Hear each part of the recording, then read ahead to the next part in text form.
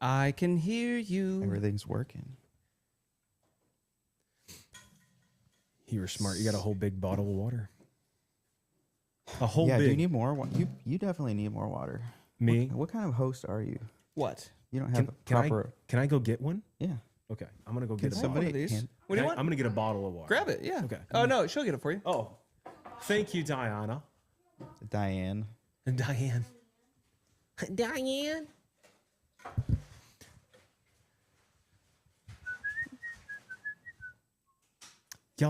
Y'all's last name. Cobra. It is Cobra? It's not Cobra? No. What is it?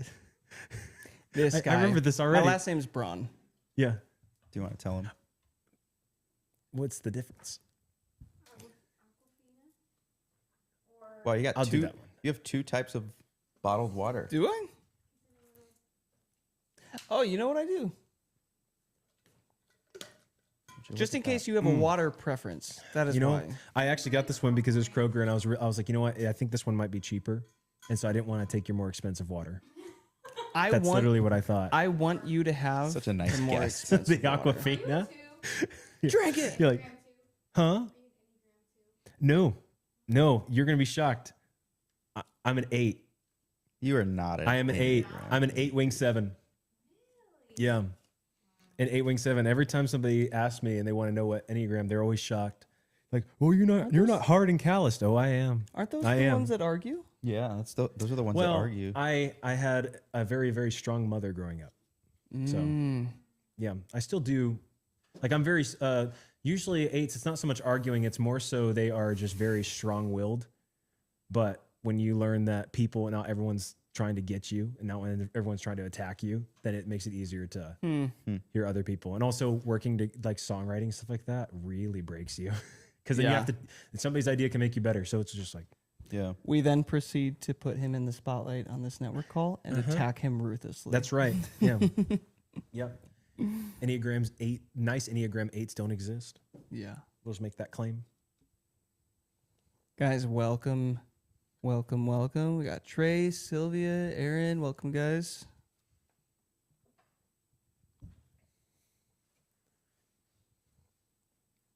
The gang's all here.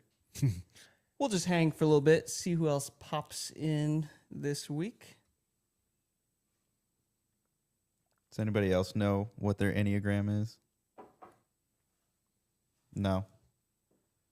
It's best that you don't. Do they change? Like you're not yeah, the, Three. with Trace. Yeah, we were talking about that a couple weeks ago, I think. yeah, because you're not the same forever though. Like it No, does yeah. change. It does change. I have to retake it. I need to retake I need it. to retake it because I think I've changed. There are a lot of things with the 8 where I feel like it's still the same, but I think I might be I don't know. I don't know. I think I used to be a 3. Oh, okay. My brother's What's a 5? An investigator? like Inspector Gadget. I've never heard that before. Okay, so you think I'm an investigator? What's a 4? Mm-hmm. Oh gosh, Individualist. I'm gonna have to take it again. The Wait. 4 is the feeler. Okay. Oh, that would line up. My brother is a 4-wing 3. Oh, really? Okay. Oh, okay. That's pretty hype actually. How's life for being a 3-4? Is it awful? Oof. Yikes. Yeah, that's a. Oh, dang. So you just got the fun cards. You got nothing but jokers in that left hand. You're just, yeah. We're gonna. Could somebody copy paste him the BetterHelp link?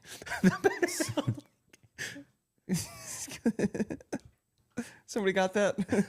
That's awesome. Joey, what are you? Oh, I think I'm a wing 4. I'm a 3 wing 4, I think. Right? Would you say so? Definitely a hard 3. Do you vibe with You guys are hard Trace 3. then? Yeah. What is the 4? I don't think I'm a 2. Definitely a 4. Definitely wing 4. Yeah. I like how Trace said that. He said emotions with some feels With like some- that. My brother's a 4-wing 3, and my man is he's a fantastic rider though. Yeah. Because of that, well maybe because of that, but he is like the dude's in his feels all the time, and that's good. Do you write with him a lot? I write with him when we can. Yeah. Yeah, I write when we can. We just wrote the song that I just put out, Stronger. We wrote that one together. Okay. Yeah. Cool. It's a feel song for sure. We felt a lot. If you guys don't know, his brother plays for Mr. Feliz Navidad. Yes, Jordan fellas. Feliz Navidad. Fellas. I text my brother. I said, please see how he responds to Jordan Febreze. Oh, I like And that. he responded very well. I was like, okay, that makes me happy. And it made kind of like I see am that. funny. Like I try, but never mind. Never mind. But yeah, he plays guitar for Jordan. Well, we got a few people here. Let's see. It's a bad day not to wear glasses. I can't read any. I just know Trace by out of faith, and man, everyone else I can't read. So if you guys haven't realized, we had to We need a bigger TV. reset everything and push the camera back, but then the TV gets pushed back, so you're all quite far away today. I'm gonna have my legs down because I just realized we're all crossing our legs, and for some reason that bothers me. You don't like that, huh? I don't think so. Gotta embrace it. Yeah. I Well. like your jacket. Thanks. Like, yeah, Appreciate it. it looks sick. It's the only one I have. Are you serious? Like the That's only pretty one? darn close. Are Pretty you much. serious? Yeah, Yeah. literally. Pretty darn Okay. close. Pretty much. You got to go to the jacket store. I know. Yeah, you don't need another one with that one because it's. I feel like it's like. I fits gotta all- get more. Yeah. Fits all the jackets. You know. Yeah. A leather jacket Little does- canvas jacket Yeah. would do pretty well. fits everything. Y'all seen those jackets where it's like you can change the back? It's like super like. You saw it? You saw it? Yeah, you know what I'm talking about? It almost got me until I was like, that price tag though. I was like, I don't think it's $130 worth. Change the back. Yeah, so it's like the back of a jacket, you have those seams where it like has like a square. They made well, how would you say it, Gio? Like I would imagine. I don't know how to describe it. okay, it's like you can basically change out the jacket on the back. Like you can put like it's a lot of Japanese influenced stuff, which I vibe hard with that. But it's like Interesting. I was thinking of the old school pajamas from the cartoons from like 100 years ago, where they have like the pants have like a flap on the The back. butt flap? Yes. oh You know, I was like, I'm like, just talking say it. jackets. It's a butt flap. what would that be for a jacket? Like a jacket? Never mind. So I'm going to take over the conversation now. Welcome, everybody. Looks like we got a few more jumping in. Amy's here. Welcome. Annie. We got two Annies again. Going with the double setup again, I see. Fantastic. Patrizia, Aaron, Sylvia, Trace. Welcome, everybody. Well, we might as well jump into this. If you haven't noticed yet, we have a special guest. we have our first in-person guest.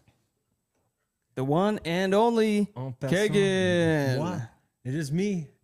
Hello. Pronouncing the last name Denny. Denny. Denny. Yes, like a penny. Denny. A penny Denny. Okay. Yeah.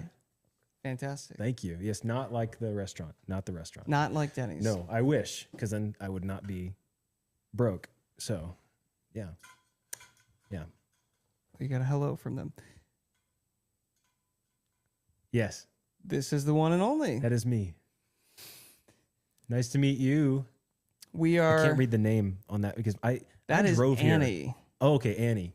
Okay. One thing that you does it if he pulls up the feed on his phone, does that if he puts it on mute, will that interfere or anything?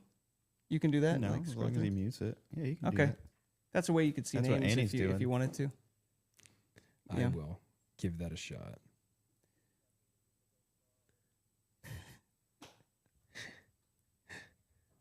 She's Don't be jealous. We've already caused them to start to like fight over who has the most stars. I was about to say, you give out more gold stars on the call than you do within like the floor. She's catching. Annie is catching on because I don't know if you guys saw the post where she put her notes of like one of the courses, the time course. She snuck in another reference at the bottom. Wait, what? We said something. I don't even remember what it was, but in the course, we said something about Dr. Seuss. Oh, I did bring Dr. up Dr. Seuss. Seuss. I don't even know what the context was, but I knew that we said something about Dr. Seuss in that course, buried. So good job.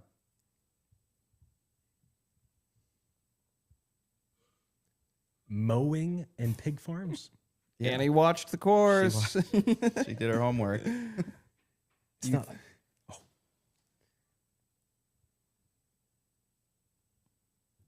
Interesting. Really? Okay. Kagan, do you Are- like do you mowing like the to mow lawn, the or do lawn? you You think know- it's the worst thing on planet Earth? I don't mind it because you kind of get like in the mode. Thank you. The Mo- mow. That's why it's called Oh. moding the lawn. Yes. Mowing the lawn. Mowing the lawn. It's I enjoy it because you kind of go brain dead, and I need brain dead. Yeah, your mind just turns off Yeah. logically. You don't have to think about anything. Yeah. You just focus on staying on the grass path. That's right. You the know? grass path.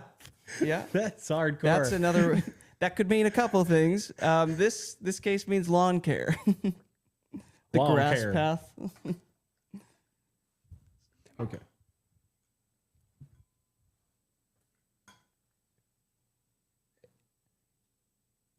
Oko's the opposite Yahtzee. direction. Okay.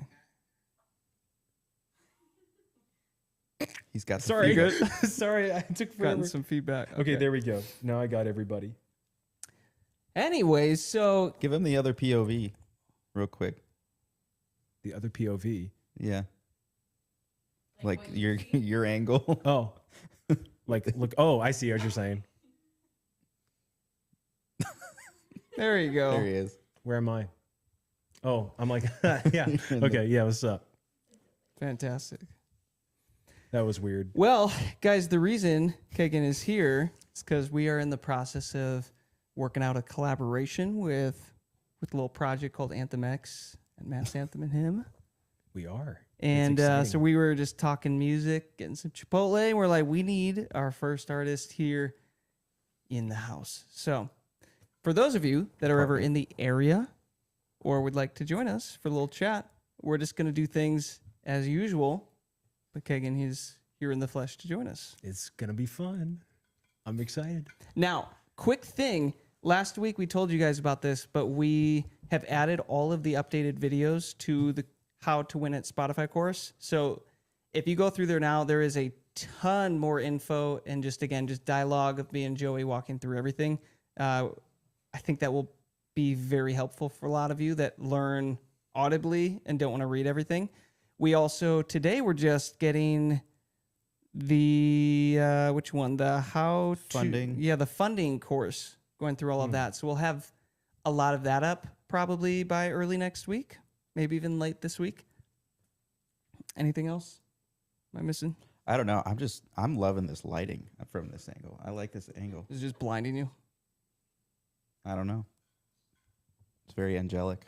I was gonna say you look really majestic. Yeah. Yeah, looks good. Yeah, the funding course.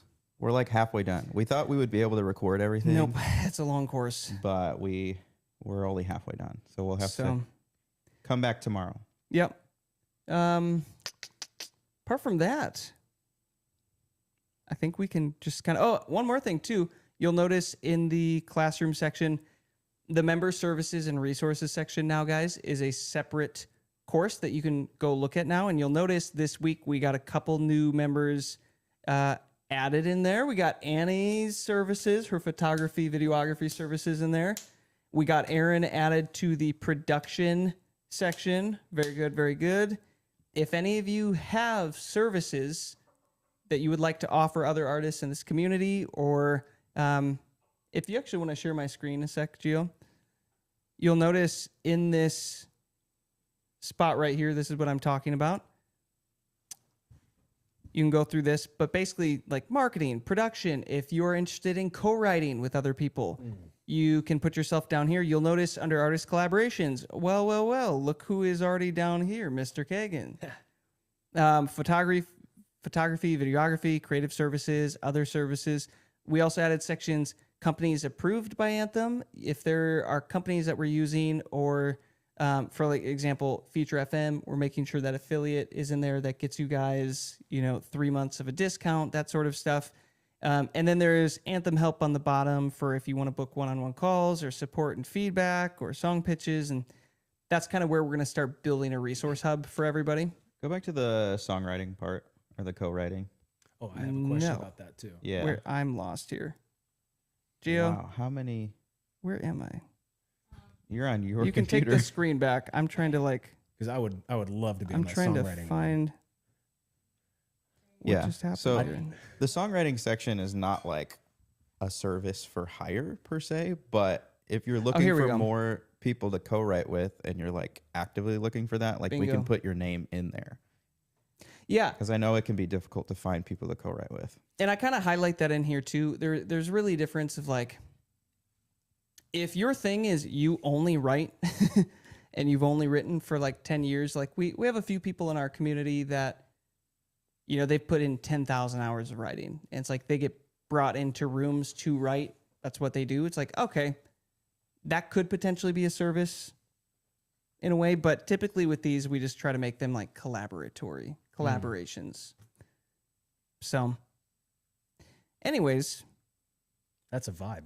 and then we've got a few more things in here that we're working on for you guys that you can check out in the classroom section. That being said, I think we're good to roll. I still think we need to change that thumbnail.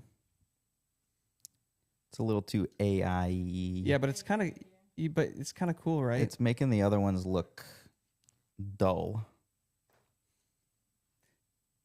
Share my screen. I would love to get people's feedback. What do you guys think about this? It looks like zoom out a little bit compared to the other ones.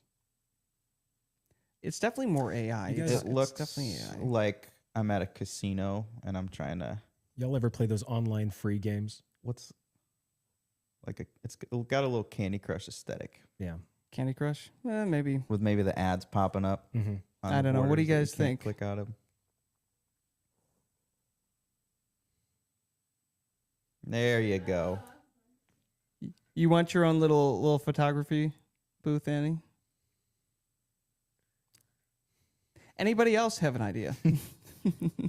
I like No, I that. think that's what a she good said idea. because I kind of like- like you have plenty. Do we have pictures of Praise House rights? We do. Cool. We do have pictures. I'll play around with it. It's got to be real, man. It's gotta be Okay. real. Well, we'll get there. Anyways, The coming soon is. I love that. Very So- movie. does anybody have any questions? Anything that they're working through this week regarding the roadmap or the courses or your music career?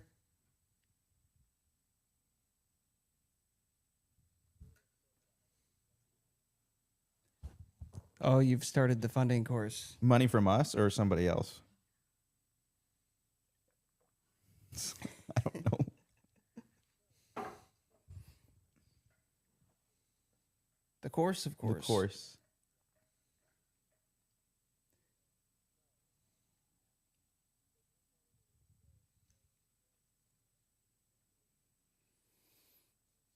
Hmm.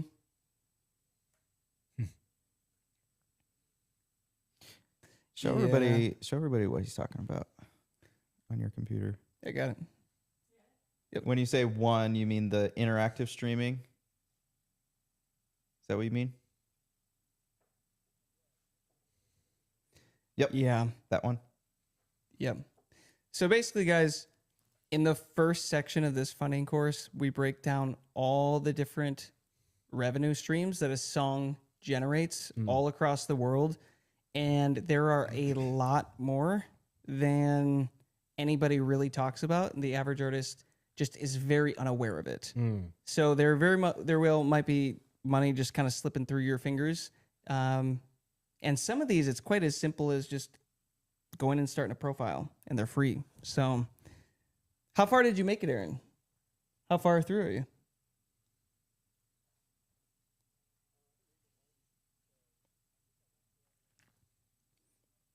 Sweet. Okay.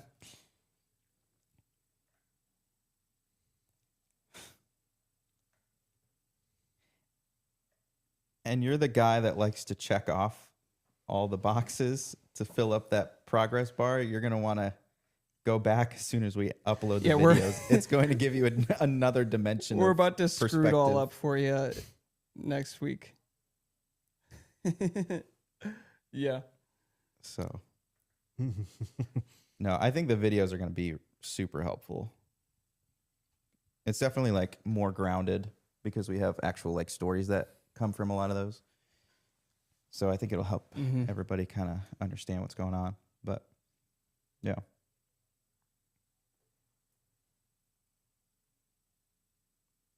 Okay. You're a video guy. Yeah. I'm a video guy. Yeah. Yeah. Yep. Yeah. Where do the rest of you fall into? Do you guys like video? Do you prefer video formatting over text? Yeah. I like Higgins, yes. videos because I feel like I retain more. Give me a thumbs up or a comment section or something. Just curious where the rest of you land.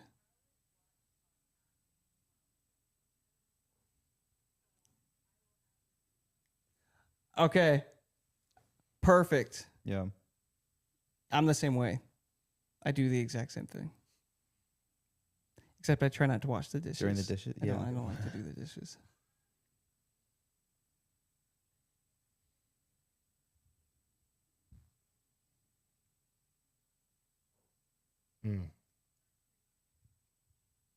Yeah. Yeah. Typically, we write it down and then we make a video like going through it. Yeah.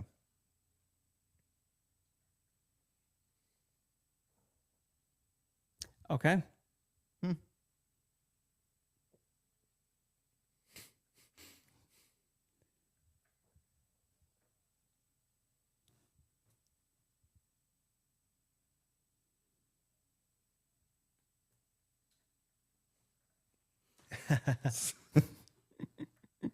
Same. Well said, Trace. That's good. Yeah. Well, has anybody else been working on anything musically lately? Amy?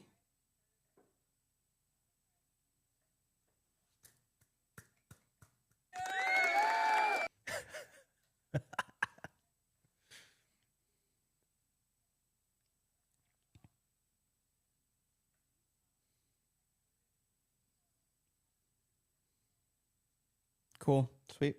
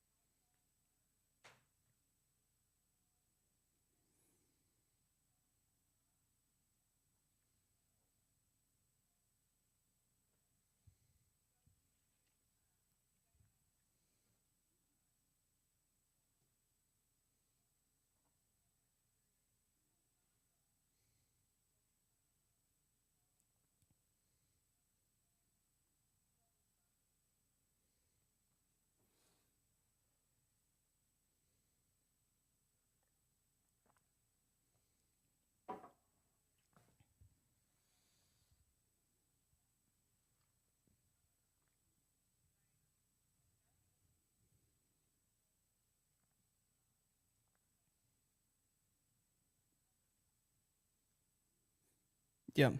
Yeah. Have you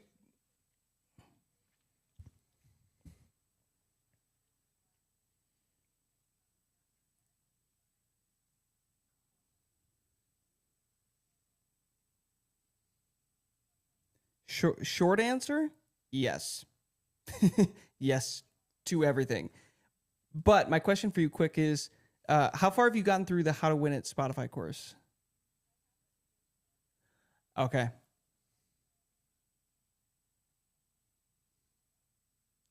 Got you. So Okay. you've been watching all the ride along calls. Oh, okay. You're going to get a lot out of that course. I was going to say I would start there. Yeah.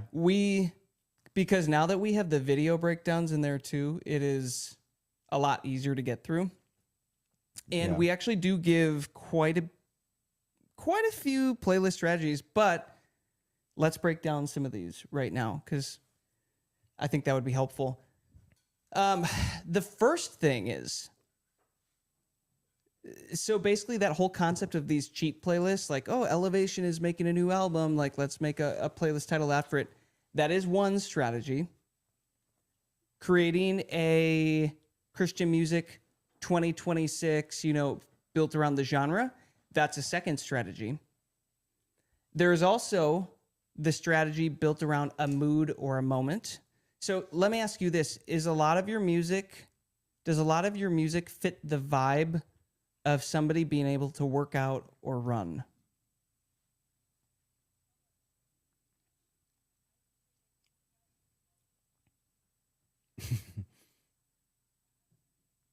Okay. Would you even say, but when you say they're upbeat, would you say they're upbeat enough that people would listen to them on a playlist that is built around working out with other upbeat music? Okay.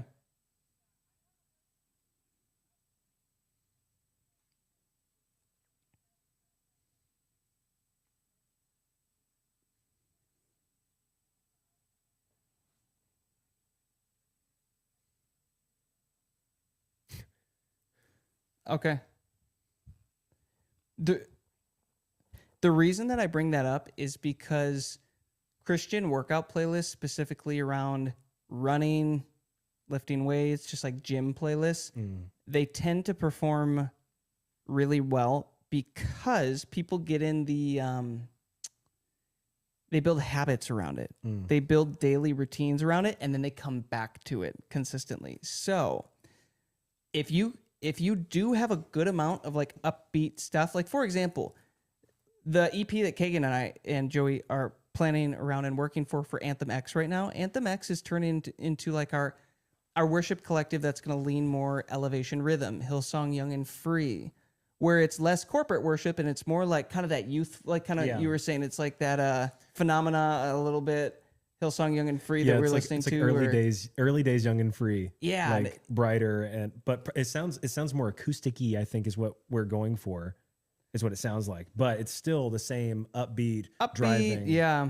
And basically that vibe is like, okay, you can work out to this stuff. Like it makes you feel really good.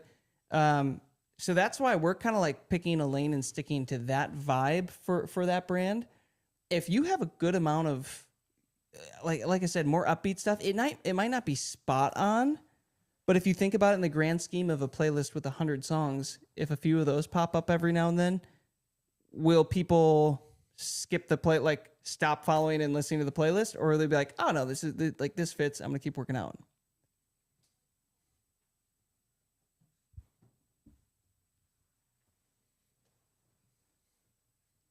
There's your proof. Okay. Yep. Yeah, I would definitely, in the heavier, more upbeat stuff, aim for moments and moods versus like, you could still definitely play like the trending Elevation, like when Elevation drops a new song or whatever, or a new album, create the playlist around that and try to grow it. We talk about it called cheap playlists. But at the end of the day, I think your moods and moments playlists like workout are going to be your best bet. Because I was just having a call with Karen Julie, and her stuff is like Christian EDM, like all like upbeat, and it's still up tempo, and it will work for Christian workout playlists. And so, for example, when we look at a song like that, because we were talking about her launch that she had booked with us, her playlist launch, that's like where we're aiming for. Our best value that we can provide for artists with like upbeat, whether it's Christian rock or like Christian EDM, is to target more so of the workout playlist versus like a specific album or whatever kind of thing. So hopefully that makes sense. So where you're at, I would say I would make that How to Win at Spotify course a priority to start working through. And maybe what your move is right now is as you work through that, maybe, okay, you've got this like upbeat, Christian, happier 2026 playlist. Maybe see if you can figure out a good one relating to working out or running or like something like that. And then there is still this game of, you know, when it comes to this cheap playlist of like, wow, Elevation has a new album. We don't have to only make worship playlists for this. What other artists are there in Christian, alternative, rock, any of this stuff that have music that leans more into that vibe that you're doing? And those are the people that you would then mirror with upcoming album releases for playlist ideas. Does that make sense?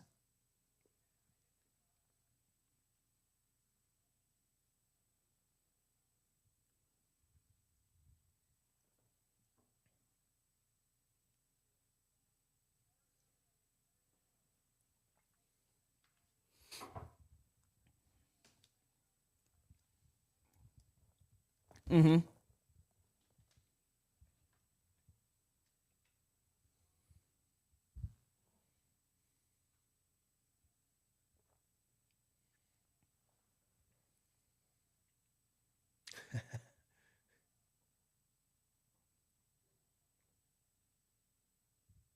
Hmm. I have a really hard time just finding new Christian music. That's just me. Like Forrest Frank, I've listened to some of his stuff, but I tend to stick to a lot of older things, sadly. But finding the new stuff is hard for me. But I think maybe I connected with you a bit on that.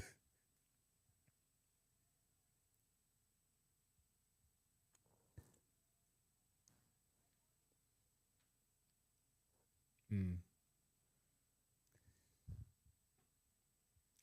Do you?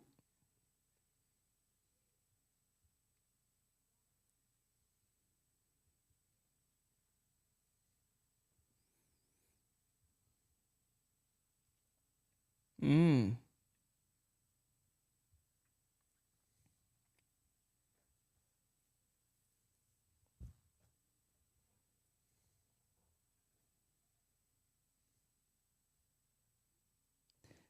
And then when you do find an artist on Spotify that fits the vibe, scroll down to their similar artists section and go through that, because that is, the algorithm is literally going to show you like 30, 40, 50 other artists that are now similar to her vibe, and you're going to be able to start finding tons of artists. So there's little like niche rabbit holes that you can dive into.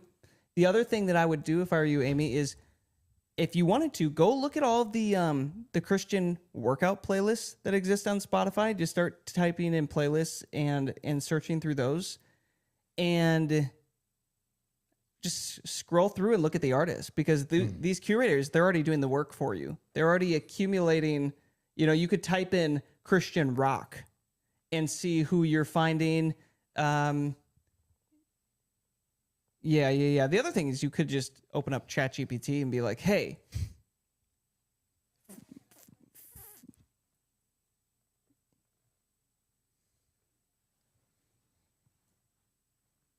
did you do rock though, or are you just doing Christian music? Yeah, I would specify. It's like it will narrow it down for you, and then you don't necessarily maybe even have to focus on female. Now also open it up to male as well, because okay.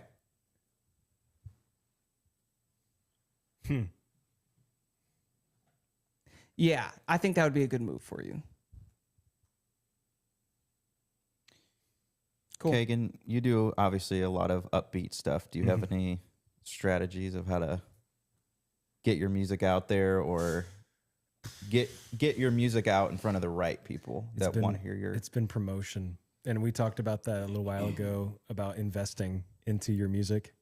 So it's just been, for me, it's just been promotion.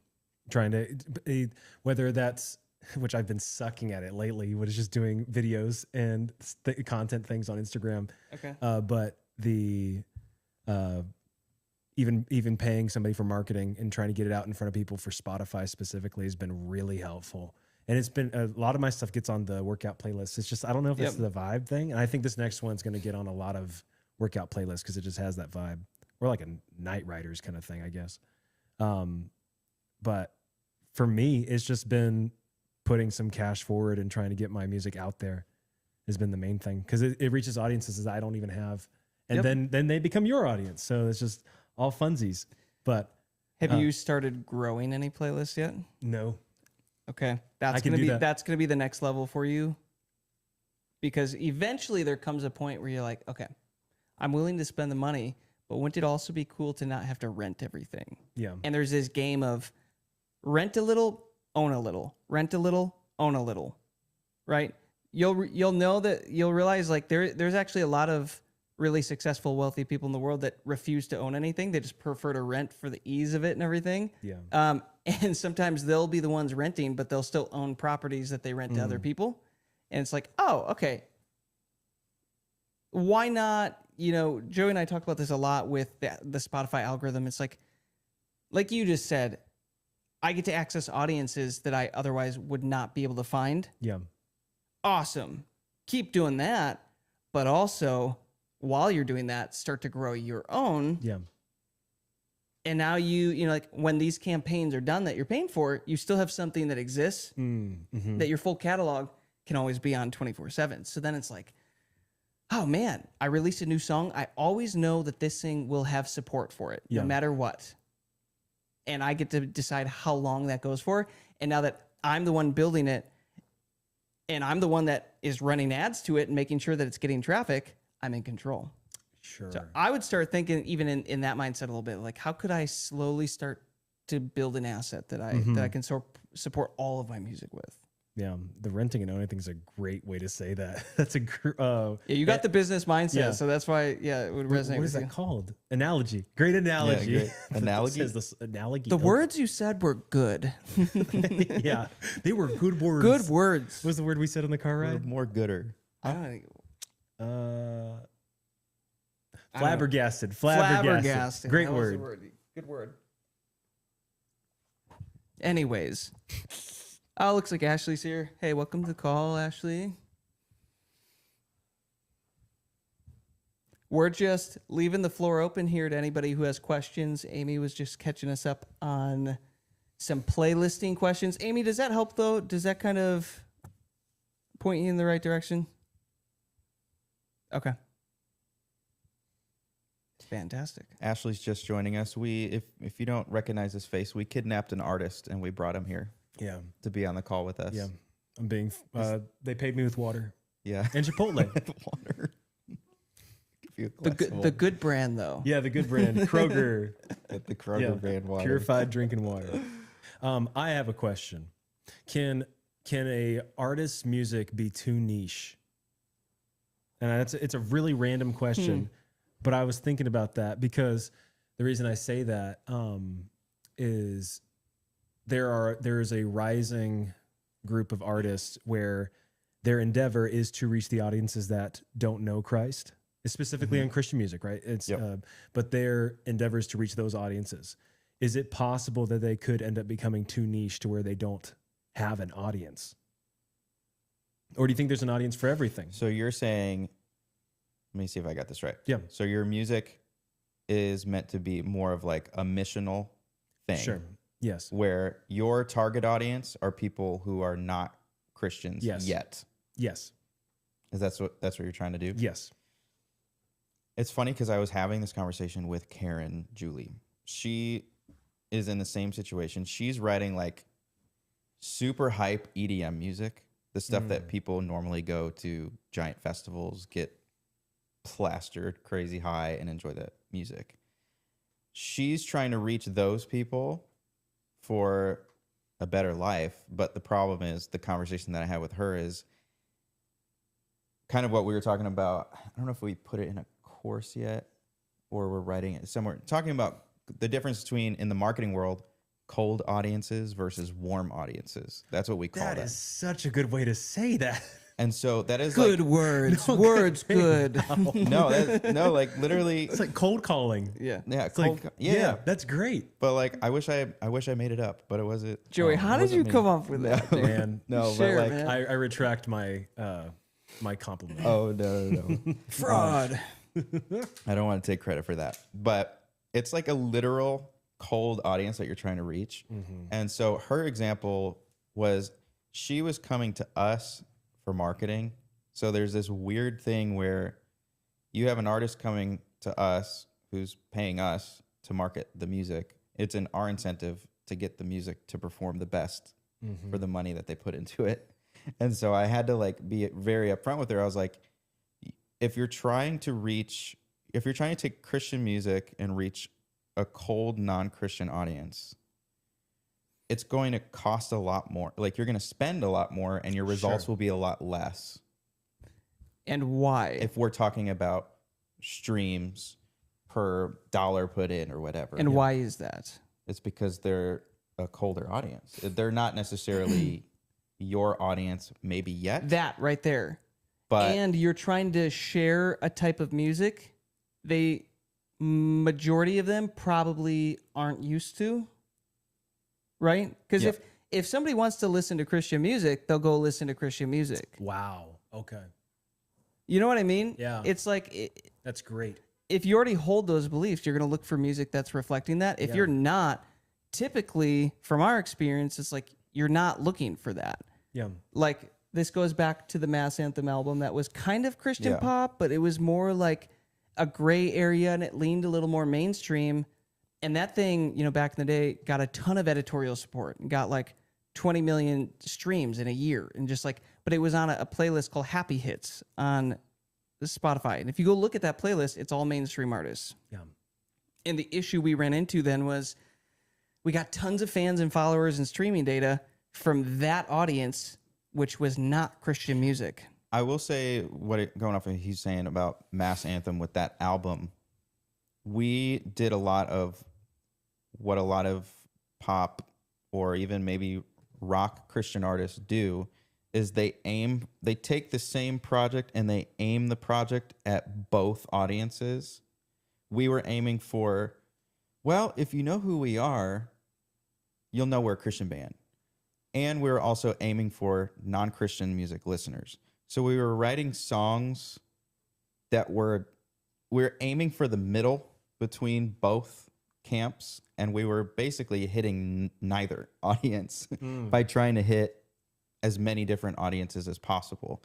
And so the Karen example was something if you're putting real dollars behind your music, especially if we're the ones that have to make the music perform, we're going to want to put it in front of the audience that we think is actually going to enjoy the music and get the best out of it. But long term, if that's what you're trying to do, of course it's rewarding. But if we remove the whole marketing agency side away from it, but that's the way that I think of it. No, I don't know great. if that No, it does. answered the question. It does. So if I'm understanding, you're basically saying,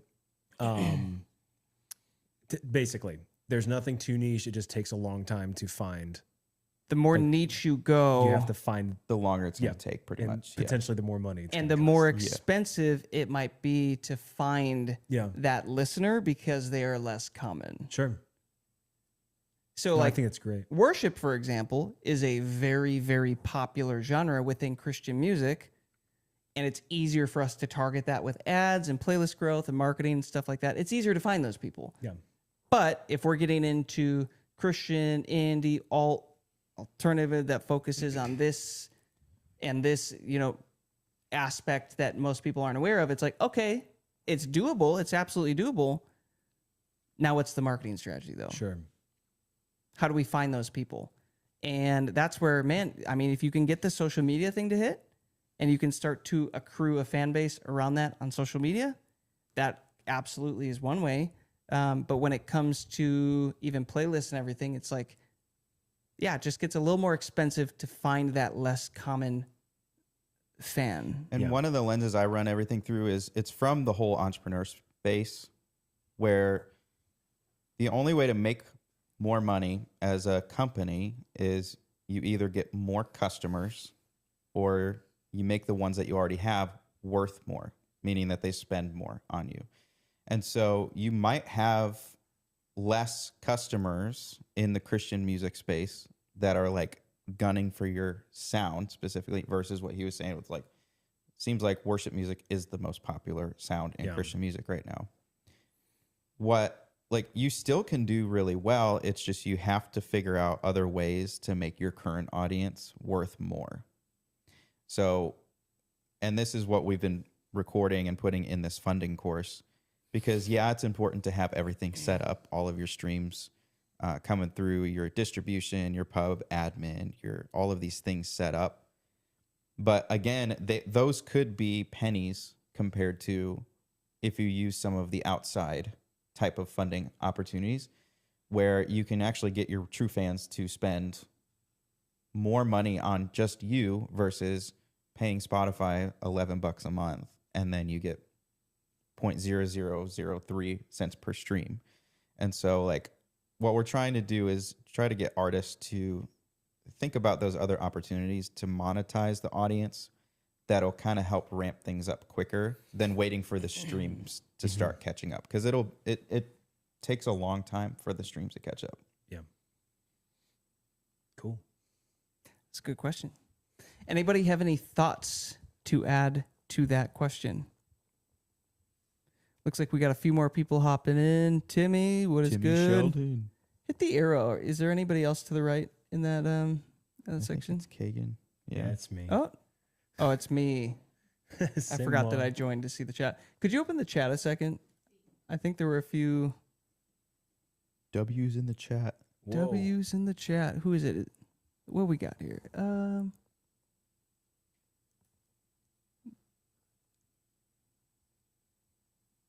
Much more.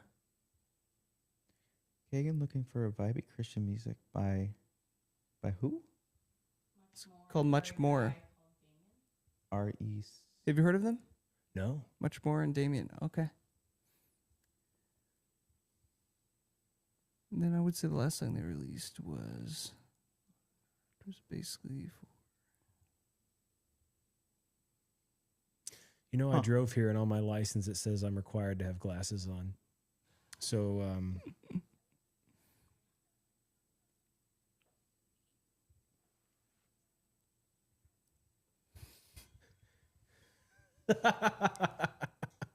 Yeah.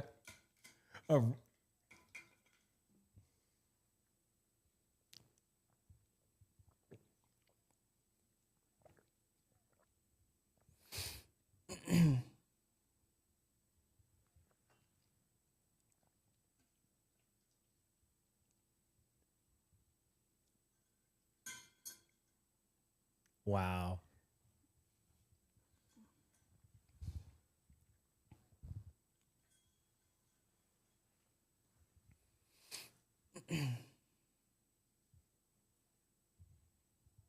Mm-hmm.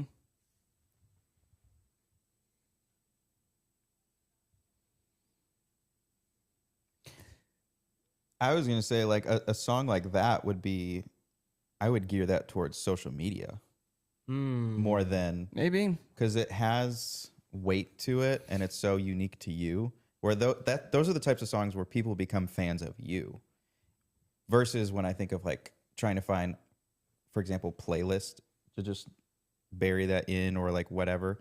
I think of it more of like, I think you would get a lot of reactions and views and like people actually responding to you by adding that social media visual element. The more unique the song is. Because it's so unique to you. Yeah, interesting.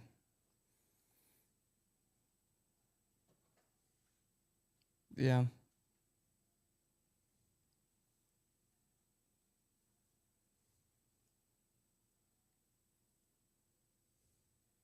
Yeah.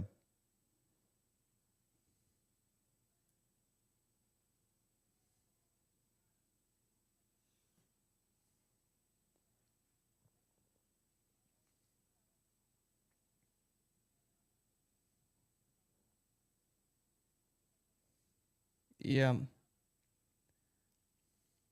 The rules are always changing.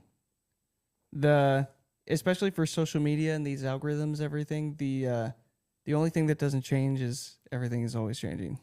Is kind of the lesson. There might be a lesson there though, in there, Amy, that maybe not every project, every album can be the one that you take the shot for the super unique niche that is more difficult to find the audience. Maybe sometimes it's safer to stay in the box a little bit more, still something that you love and, that you can still scratch that, expressive itch with and fulfill you with and everything.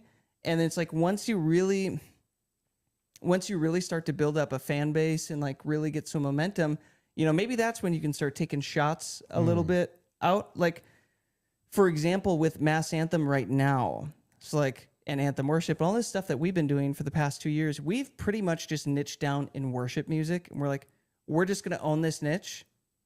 There's other stuff that obviously we want to be doing, but we're just right now going to own this niche until we start to have momentum and traction. It's like, oh, people are now following along and like wanting to stick around for the brands and the projects. Now we're to the point where we'll take some shots on maybe something more Christian pop, or maybe I have a question. Something else like that. You know what I mean? So just kind of choosing your shots. Yeah. Because I don't know. This just maybe this. The question is relating to this, but it's just worded differently. Do you feel? And I also have an example. Do you feel that sad songs are better than happy songs? Oh, interesting. And I have an example, and then I have a personal example. So, as everybody knows, my like Eleni, we're all friends with Eleni. No. Okay. Is this the one call she's not actually on? Yeah, I think She's gonna be so mad. She's at a thing with her husband. They're at this like really big event at the Parliament in Canada. So it's super cool. the one call she I know. misses, I know. you are here for, is I know, it's so hilarious. funny. She's known Kagan how much longer than us? Like it's been. Dude, how they're long- like, how you long guys have are like you known? siblings. The joke is Yes. you're kind of Yeah, like siblings. Like you guys We're have gone on the separated birth. road and all that. Yeah. Yeah. It was 2023. So you Okay. guys met her a couple months after that? Wasn't too long. Okay. Yeah. No, the miles are about the same. Because for we all went, of us. because we met you through her. Yeah. And yes. Yeah. Yes, that's she right. introduced us to you. Yes. And then we randomly went to the Franklin factory. That's right. To meet with you and just talk music for a little bit. That's Here right, we yeah. are. This is where we are.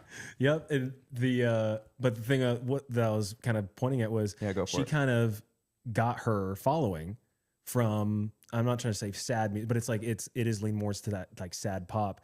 And I just released a song called Stronger, and completely naturally it's doing so well. Awesome. So well. But it is a sad song. But it's like, it's not like depressingly sad. It has some hope to it, but it is very real and very raw. So my question is, do you guys feel, maybe it's this day and age or something, do people just appreciate raw sadness? I don't know if I'm phrasing that in a good way. Well, I think people in general appreciate authenticity more than Sure. ever. Yeah, especially with AI and Yeah. It might be refreshing, to be honest, to hear somebody actually get real. yeah. But does it make an impact with I think it's interesting because the sad stuff is so rooted in your own perspective and story that Sure. it makes you, I would argue, more unique. Mm. It almost gives you, there's some sort of honesty around the sad songs that I think draws people in more. Okay. It just you made say? me after mostly vibe. You're thinking vibe. Mostly vibe, yes. And like you could have authenticity, but and the lyrics can be very sad themselves. But I'm mostly meaning in the vibe structure of the song, because like Eleni's Following just blew up, but it's based around that sad pop vibe. And a lot of the songs that you guys are doing with her for her new album, they're all sad, but it's more leaning towards that soft, sad pop vibe. Yeah. Funny enough, with like hopeful lyrics. Yes. Yeah. Yeah. But the vibe What a of just combination. stripped down. Yeah. But again, it's almost like when you start to get into that like stripped down stuff, there's less polish to it. Yeah. There's less glitz and glamour to it. It's just super raw and authentic. Like her voice really pierces through all of that because it's so stripped down and like that vibe. I mean, it could be that too. Maybe authenticity is the common thread there.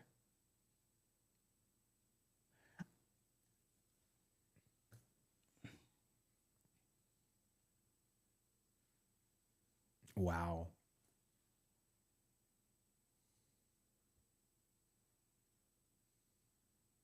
Wow.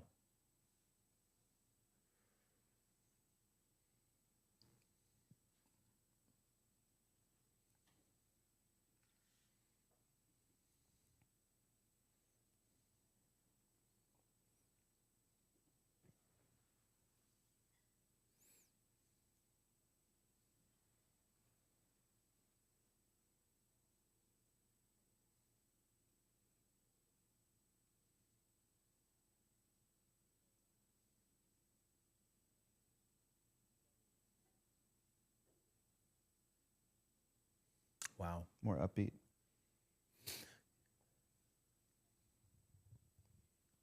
Yeah. But also too, it's interesting because like if we also just go off streams, it's like if you give me a budget to grow a playlist for the thing, I can make sure that thing gets streamed and marketed. So it's interesting because I still am under the belief that if you have the right budget and know where to aim it, you can still make sure the thing gets listened to and heard. So it's kind of subjective in a way of like, Sure.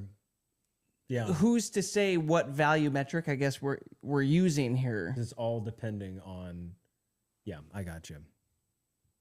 Because then you look at someone like Forrest Frank, he only will put out happy, uplifting, like pretty much. You know what I mean? It's like that's his vibe, and it's like okay, but that works for him. But there's also sad pop artists that only put out the sad stuff, and they've got a cult fan base too. And it's like, who's to say if one is easier or better? Or I might be talking too early, especially from my personal perspective, because the best I like with what is Trace, right? That was Trace. It's kind of like what he was saying, because all of my best songs are upbeat, all of them.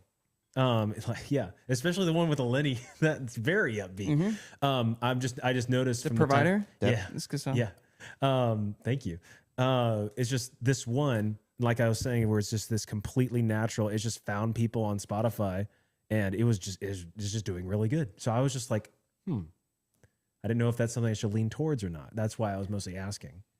But that's okay. That's a great point right here. There's a lesson there too, of when you're throwing darts, and you finally get a dart to hit and have traction. Yeah.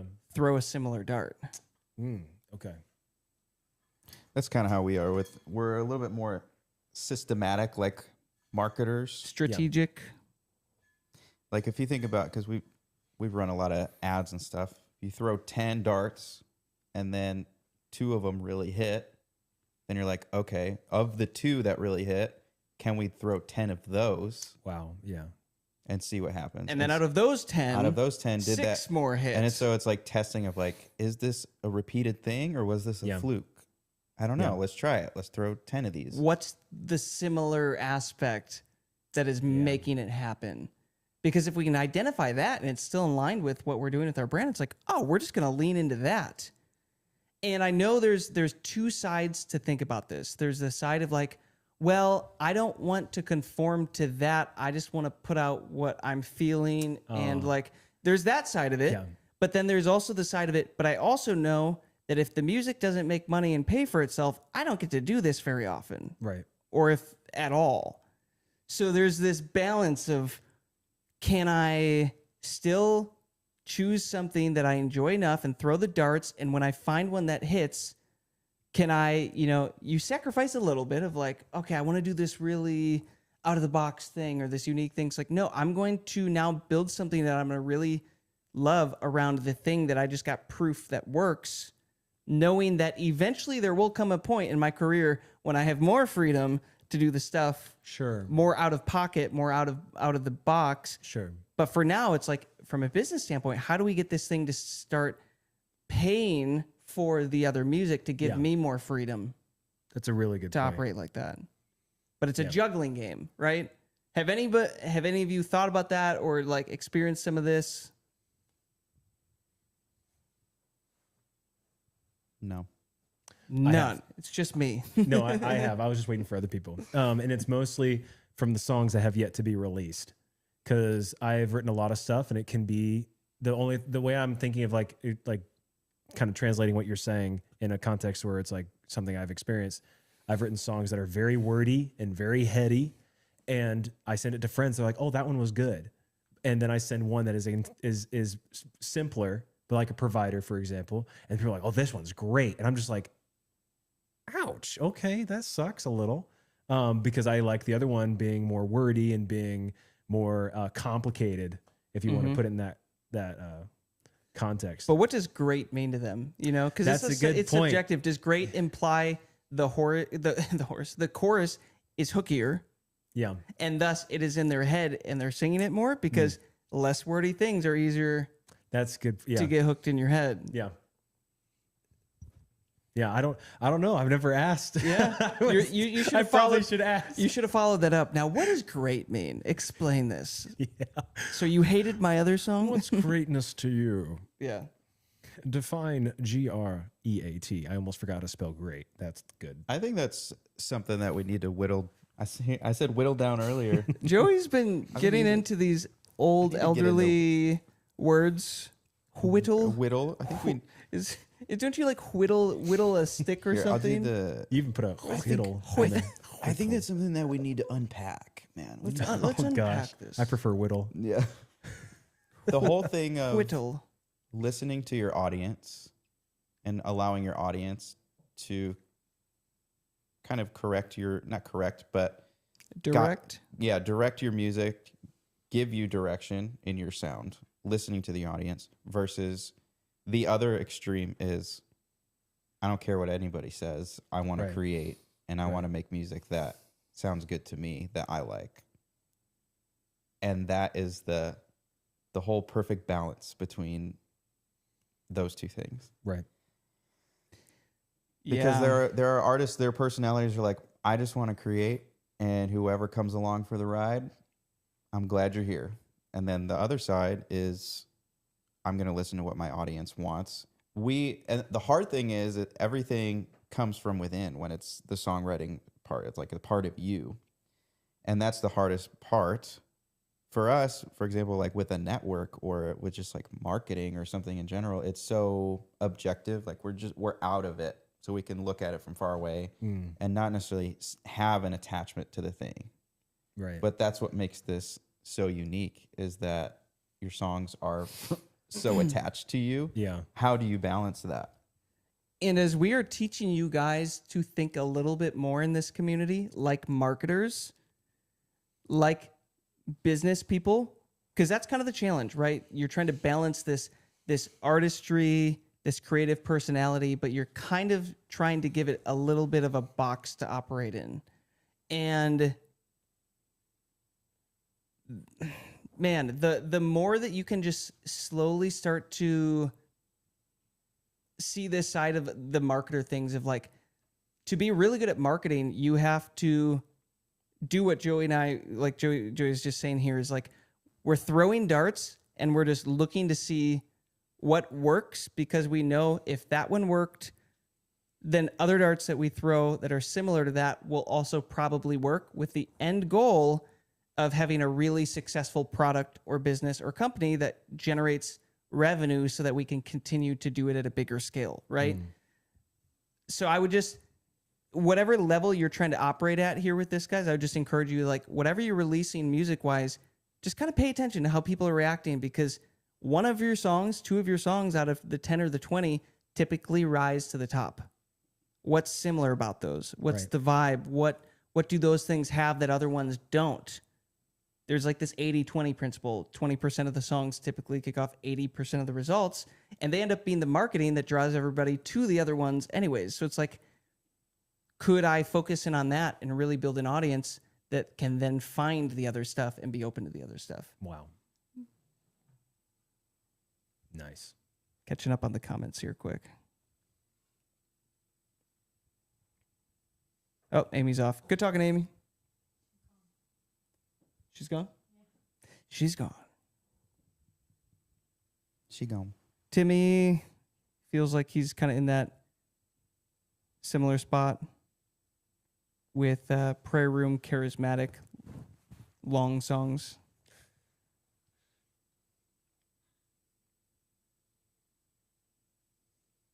Yeah, anybody else have any other thoughts on that topic?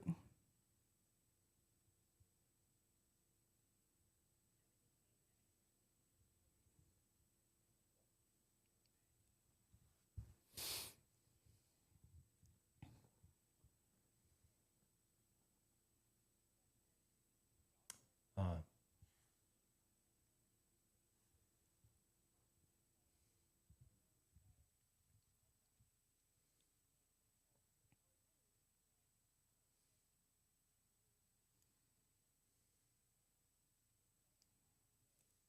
yeah. And that's the exact strategy that we're doing with the Lenny right now. Like literally for her whole album and her whole social media strategy. When we talked with her last year, a year and a half ago, she like brought up, she had pitched us some songs and like, oh yeah, a couple of these like went viral like a year ago and like people expressed interest. So immediately going into this project, we were like, well, what if we just aimed for that again if there's already proof of work? Right. And lo and behold, that has led to this spiral of, you know, everything really starting to take off with her Instagram, her Facebook, the streaming, everything. It's like exactly what you said, Ashley. It was like, oh, we paid attention to what they were asking for. It's like everybody is voting with a like, with a view. And that's a strategy that we've talked about briefly, that for those of you who want to get methodical with it, is that right? Yeah, method. Mm-hmm. That's it. That's a good word. Methodical. It's Yeah. a great coffee shop. I want methodical right now. Shout out. For those of you who want... Joey has an addiction to coffee. Hey, I have methodical lovers in this call right now. Anyway, for those of you who want to get methodical, when we met Eleni, she unknowingly did this. She had the ability to track her own vocals and create these really simplistic tracks. And a lot of those songs were just cover, like sad girl cover starter songs that were like 20 to 30 seconds long.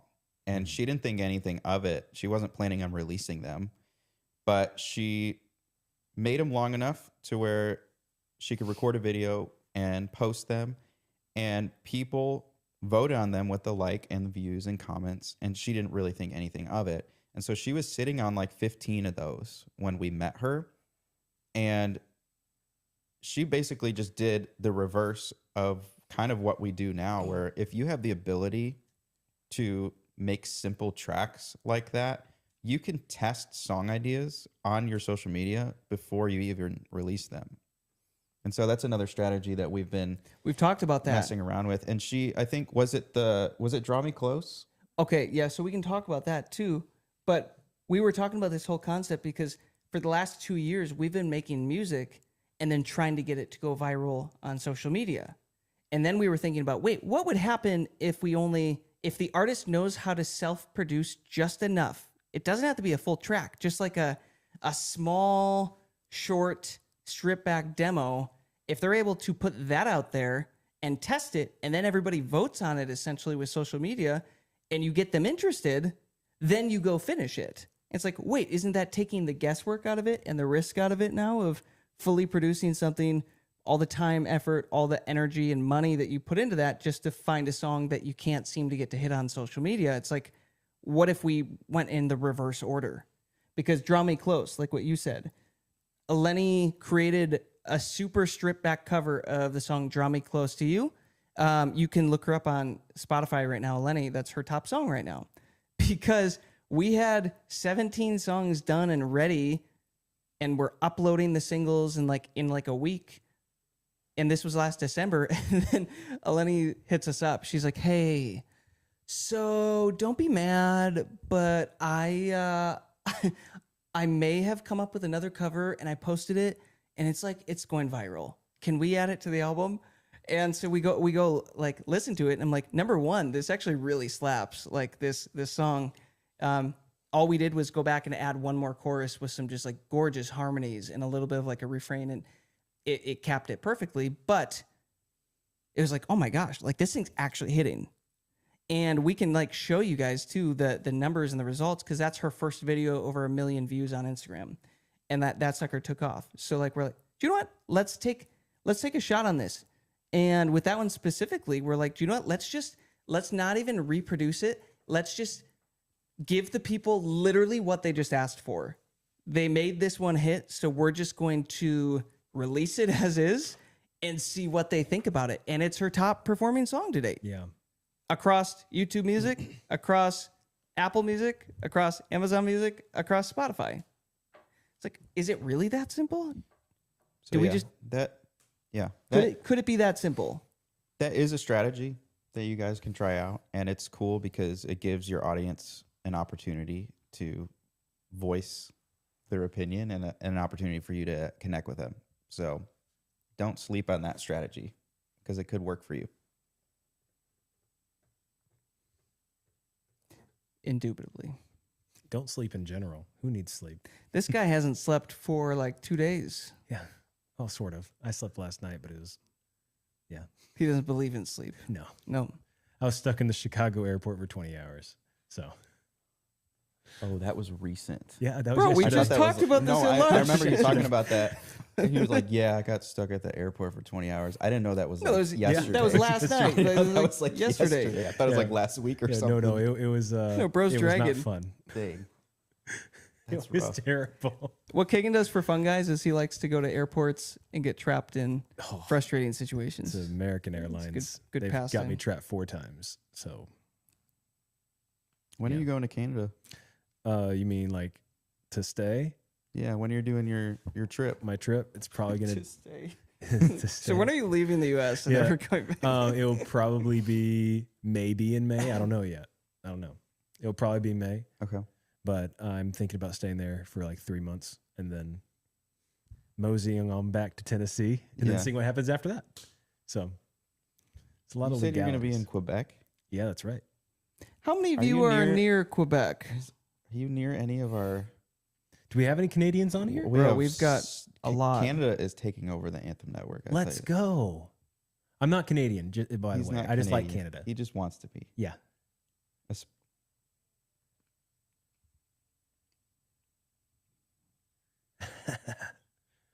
What does that mean? Why don't you talk about Quebec? The relationship with Quebec's kind of like bad, right? Because it's, yeah.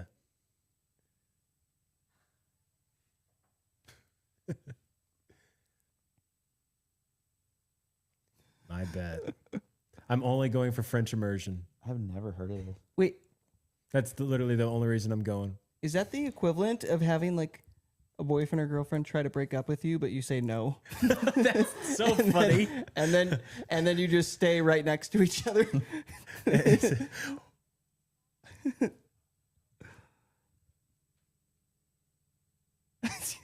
Wow. Gaslighting them into saying. That's so funny. Not that. Well, it's not funny, not that funny, But like what you said, like the stain, like no, I don't think so. And they're No. just like, well, I have to go with it, I guess. Oh shucks. Gotta finish your dinner. Yeah. If you go to Quebec, Sylvia's gonna come bully you. I told the waiter it was cold. Well, is So- it? What?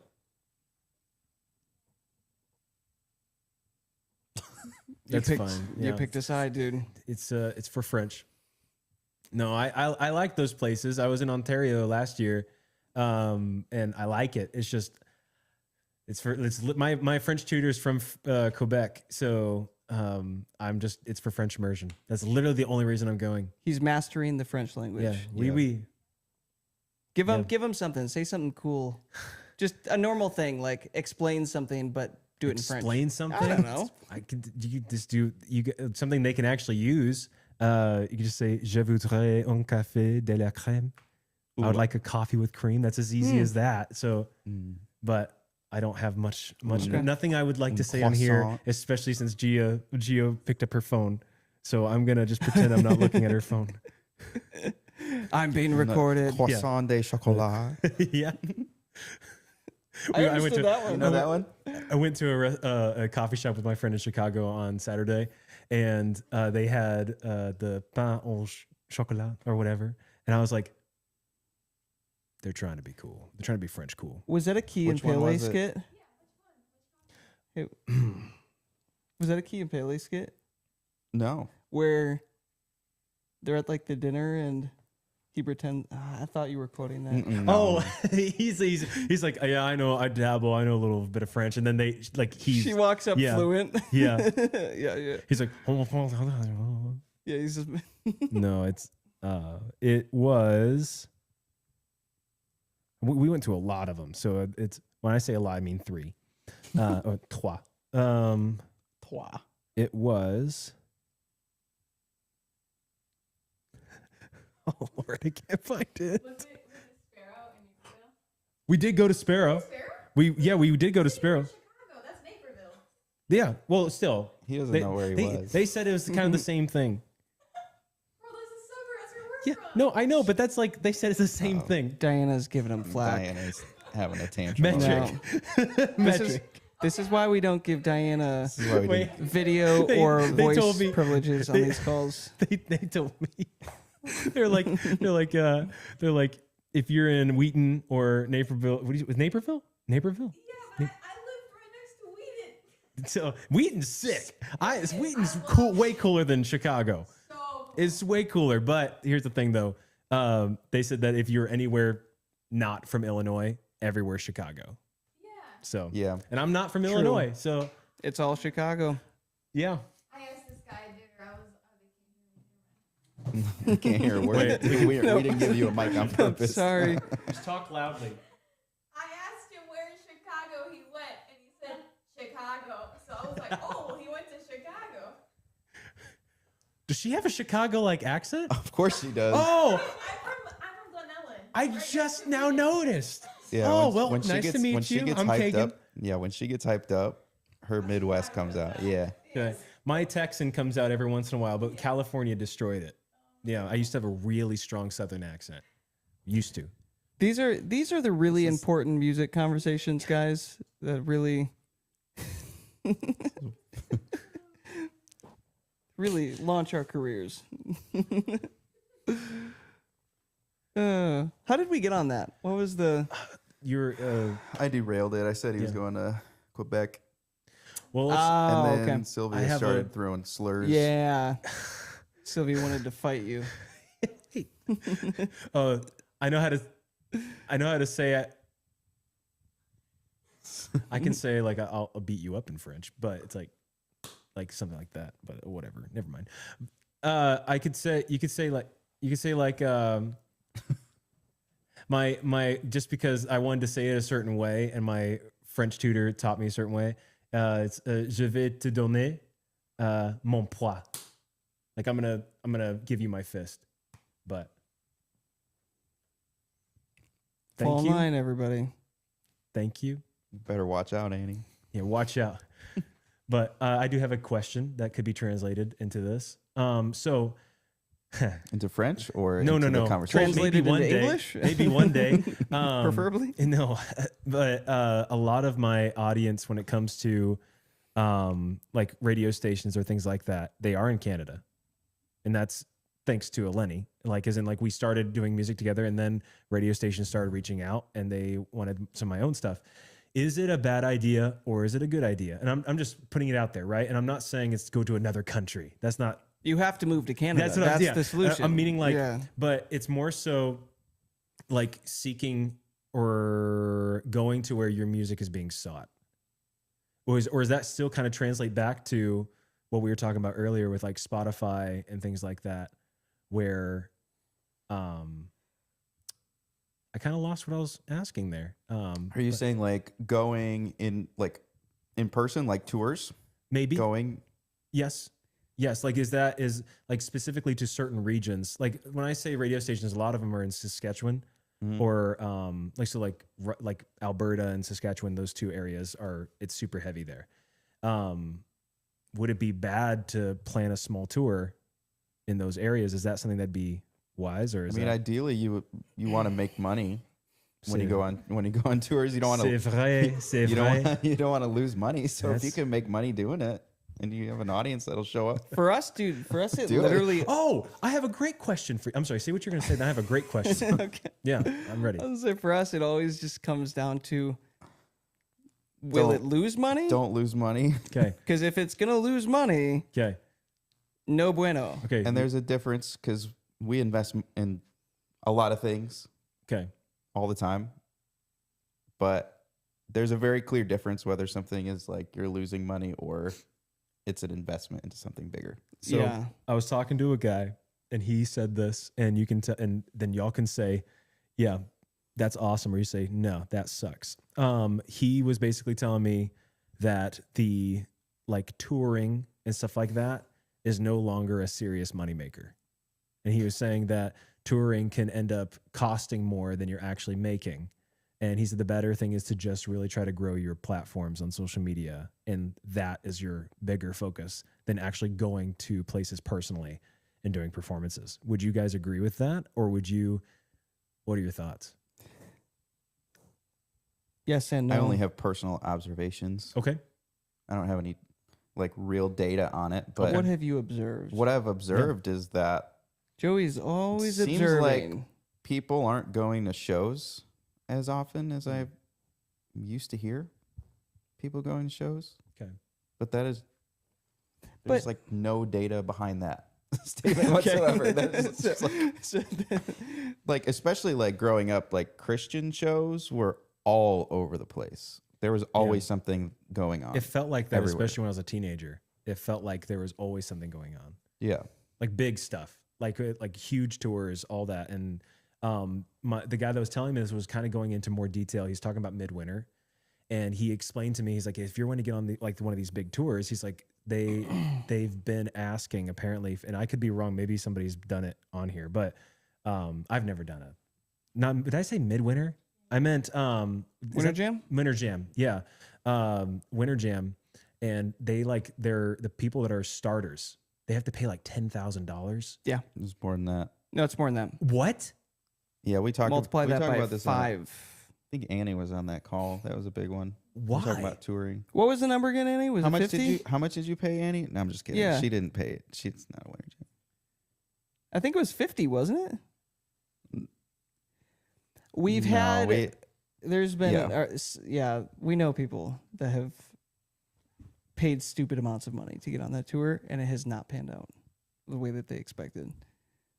To pivot back to what you were saying, it's like, here's the thing: is I am more convinced that every artist journey is going to be unique. Like you can make the same moves to get streaming and the branding, all this social media and everything figured out, but it's like, again, it's just like watching what works. Right. There are some artists that are able to build relationships with their fan base across social media to the point where the fans want to show up and see them. And for them, they completely go against what your friend was saying. It's like, oh no, shows are better than ever. Everybody's coming out, like Yeah. not to keep bringing it back to like a Forrest Frank, but I see that guy doing like stadium tours, like what he's been able to pull off with his music and everything. It's like, cool. Does that mean it works for every artist? Probably not. For most artists, maybe don't have that relationship and that influence. Yeah, maybe people are going to less shows and it's becoming more difficult. But it's like, doesn't the cream always rise to the top? Isn't there always room for the people that like master the thing? If your thing is shows, will shows always work for you? Like that's your thing? Before we derailed the Winter Jam thing, go ahead. Sorry, we cut you off. You were just saying about is mostly it sounds like it costs more than you actually gain from it. And like the whole world of, well, you got to tour. You have to tour. If you're going to do anything and make it at all, and which that could sound like a lot of pressure.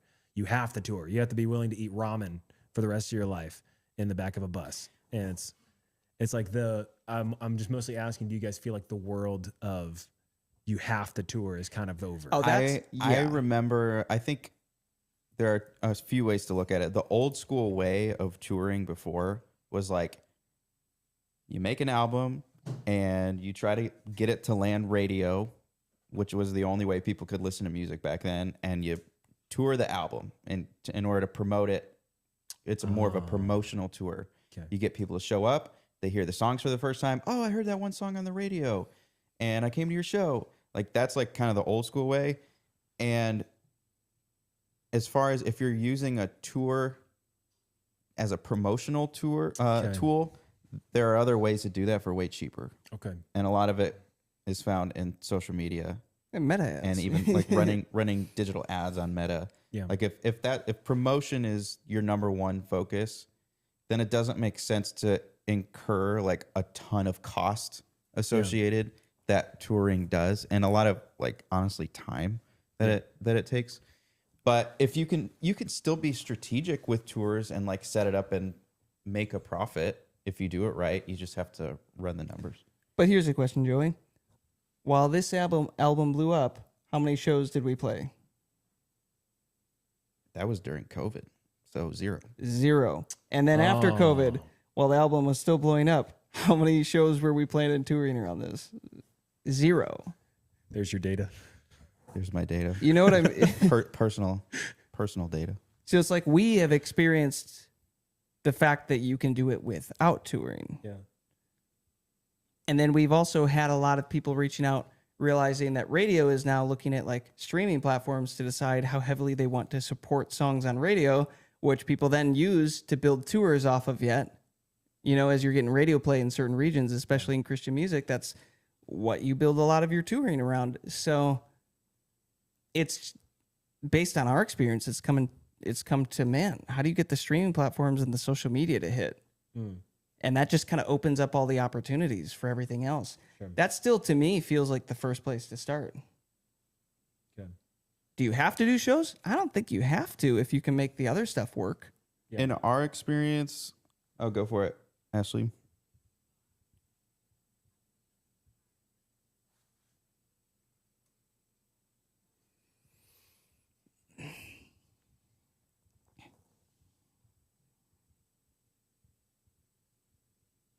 Oh, that's a good point.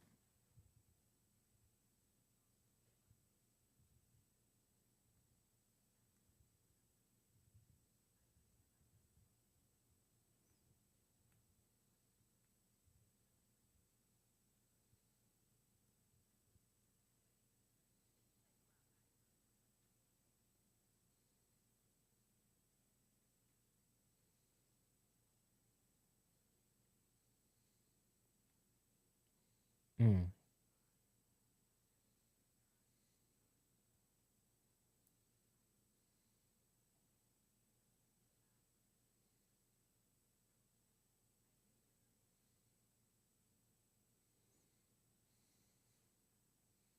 Mm.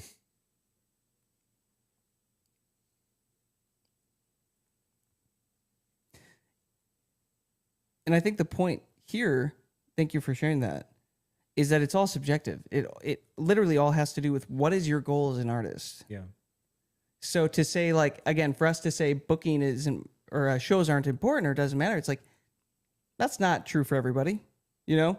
And that's not even to say just because, like, we're focusing on the stream and everything. It's like we said, Joey and I very much take a systematic approach to things of like, okay, where is the most successful thing that we can aim our time at to make sure that it grows and allows us to then expand into the next things.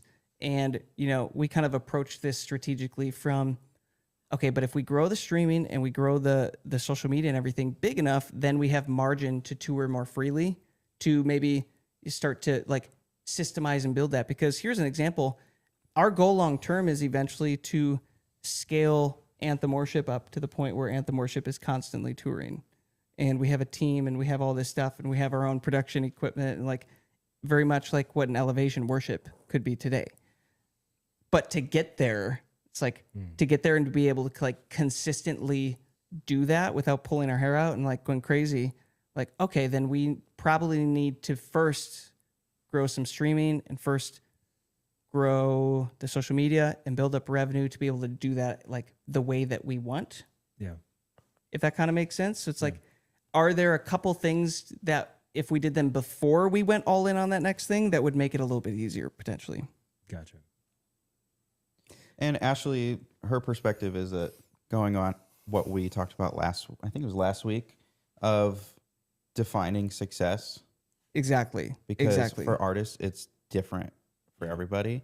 And the situation could look completely different. And the way they view touring could look completely different. The way that they view streaming looks different. Yeah. The way they look at social media looks way different.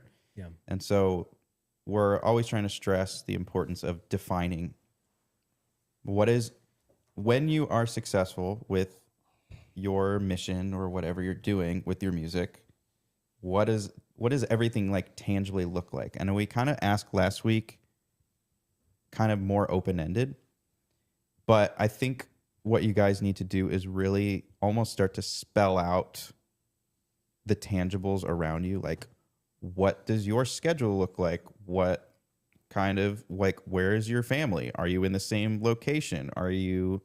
Is your spouse working or not? Like, what does your whole life look like if you are successful in what you do in music? Because it's more than just a job. Like, everybody around you is affected. And so it's important to nail that down.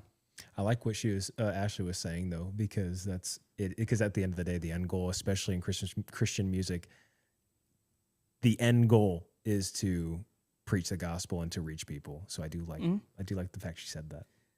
And I totally agree that there is an element to live shows and in person that cannot be replicated over long distance, over social media and streaming. The only pushback that I would ask to consider is, can you still impact people's lives deeply without shows, with social media and the music, when you do it at scale? You know what I mean? It's like, I think yes. Yeah, jump in.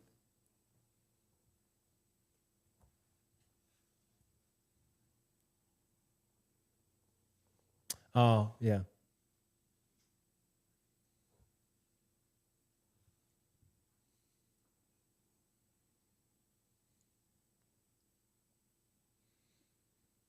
Yeah.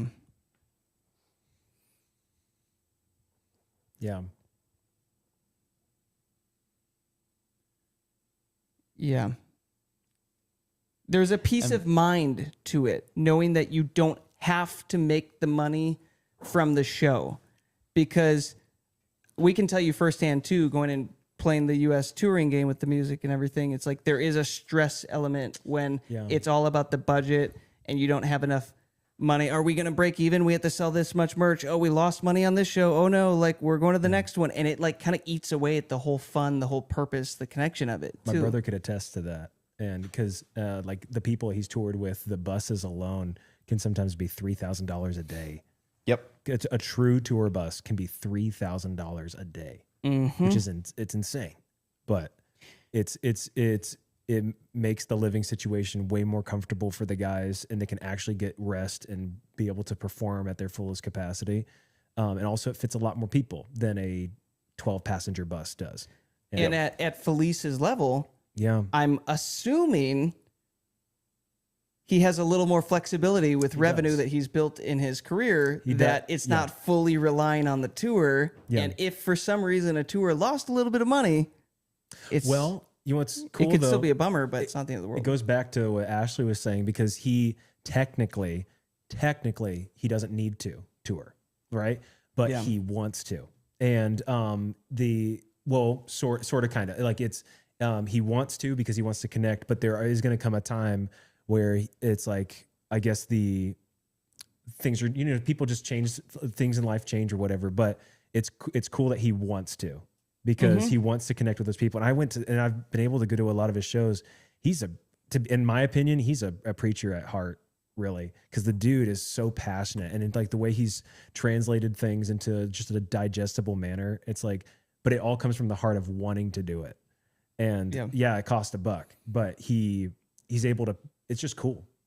Maybe that might be TMI for the Wait, too much information. That's what it means, right? Too much Yeah. information. TMJ, TMJ, temporomandibular joint which I have, disorder. yeah. TMJD. Oh yeah, there it is. Okay. Yeah. Oh, that's nasty. You should hear me eat a sandwich. It's nuts. Gosh. So really, I think what it comes down to, guys, is getting crystal clear on what your why is as an artist. You know, what are you doing? Why are you doing this?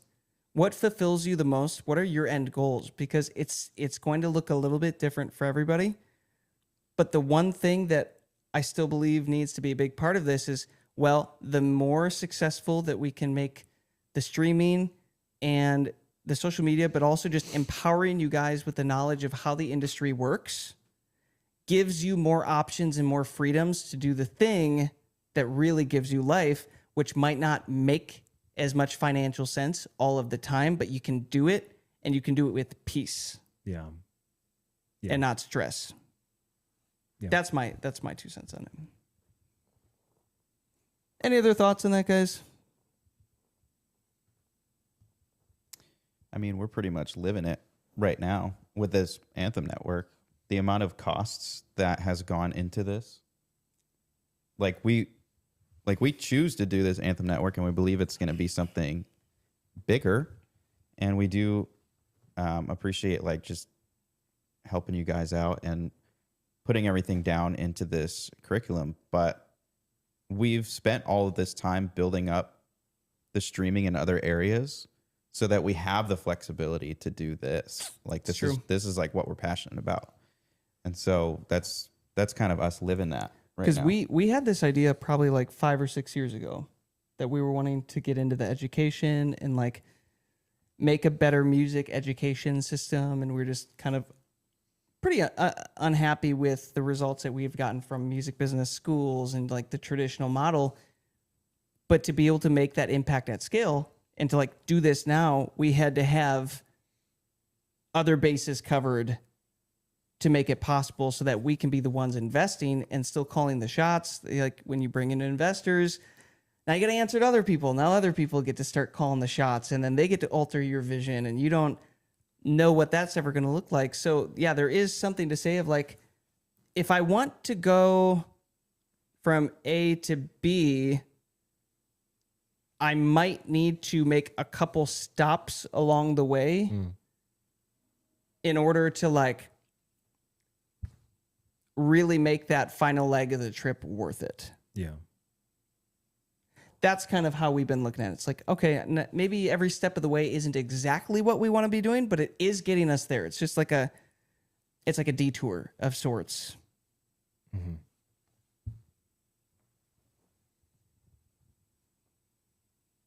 Yeah. Word. Drop the mic. I have a shirt that says Don't drop Word. that mic.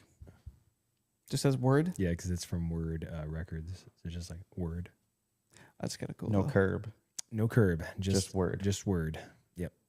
Just as Word. I think I got it before. It The was curb. Yeah, before the curb. Before the curb. Yeah. Clearly. Yeah. It's just Word. Yeah. Well, thanks for hanging, Kagan. Thanks for having me. I got nothing for rhyming, but I appreciate you for rhyming my name.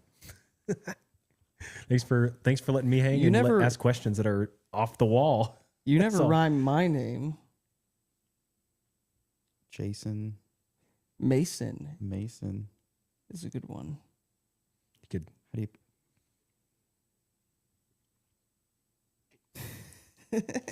how so? family ties? Von Braun. Who's Von Braun? Lenny needed to be here. Oh no. Uh, Oh no, not a Lenny with the No, no. dude, her accents. the Oh, one gosh. call. Shh. Not Nazi scientist. Founded NASA. He founded no. My Actual gosh. truth, yeah. That's gonna be my YouTube tonight is gonna be This algorithm Crazy. is cooked. Guys, Kagan is in a weak state right now. He hasn't slept for 24 Yeah. hours, so his nervous system is. yeah. Oh, I at the airport About to go I had haywire. 2 monsters while I was at the airport, and it was crazy. Like I forgot. Like I don't usually drink that stuff anymore. And I'm like, this lady started clapping when our flight was finally able to leave. I'm like, yeah, clap. You clap. That's great. Support our troops. And then, sorry, I don't know.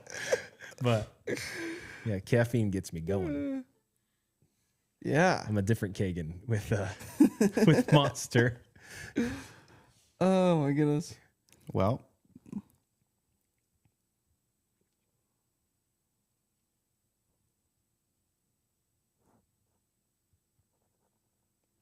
This one's Anthem X. Yeah, Anthem X Yep. is what we're building to be that like elevation rhythm, Hillsong Young and Free like type collective. And this guy, we're gonna be doing an EP with him. It's gonna be fun. If you go listen to like, I was showing you some songs tonight, but yeah, like Phenomena or like Goodbye Yesterday, like that vibe, like upbeat. You know, somebody brought up the old Young and Free stuff, and a song that I can't stop listening to. Sometimes whenever I get on a Young and Free kick, is Brighter.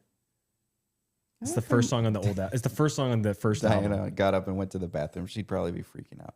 What? She's like a big Young and Free fan. Like old Young and Free, 2014 Young and Free. Oh yeah.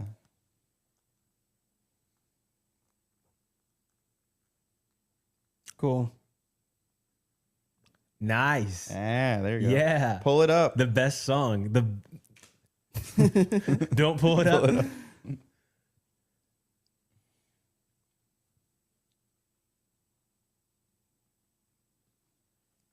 Hey.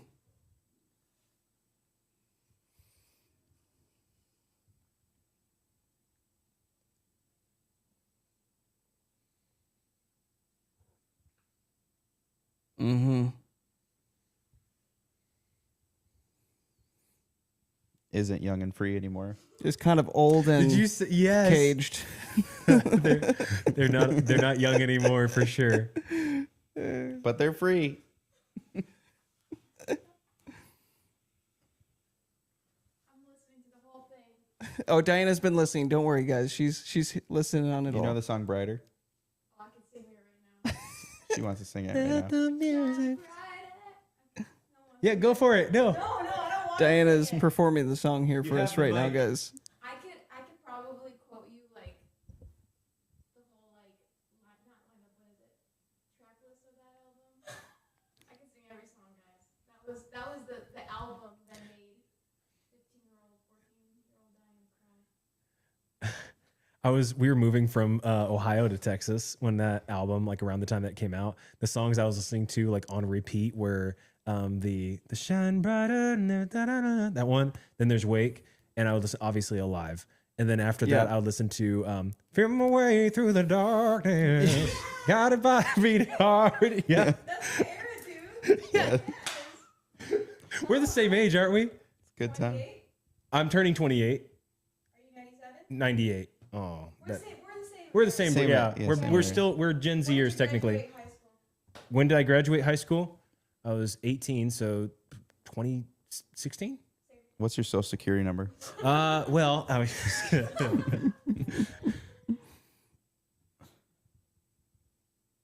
no. I did. Of course you did. I went to the one in Illinois, so it would have been in Hoffman Estates. She went to Chicago. It was the one in Chicago. Yeah, I have pictures on my like phone probably. I probably recorded it on my like iPod Nano or something. I'm assuming Annie was there too. States plural. You hit them all. You just traveled with them.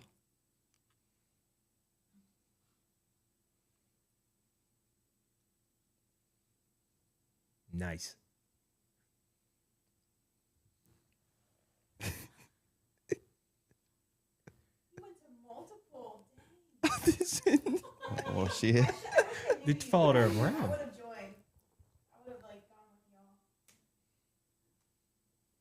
What is that called when you need a court order to make sure people stop following you? It's something. restraining A order. restraining order. Yeah. Yeah. Hey, I didn't. I was just asking a question. She's like, no, but after that was like it wasn't even connected to Not the connected at all, conversation. no. It was just a random thought. no. She's like, okay, but after New York, I did get a restraining order. After New York. Only after New York, though. After the third one. So as an artist, how do you get fans? How do you get 1,000 Annie's. versions of Annie's that will follow you all over the country and come to all your shows? It has to start with young and end with free. How do we do that? You have to be Australian. You have to have an accent. Aussie.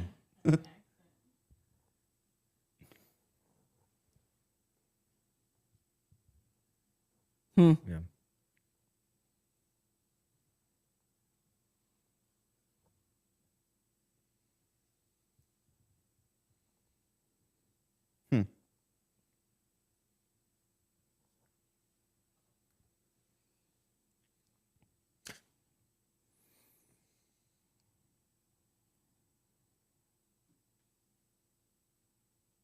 Yeah.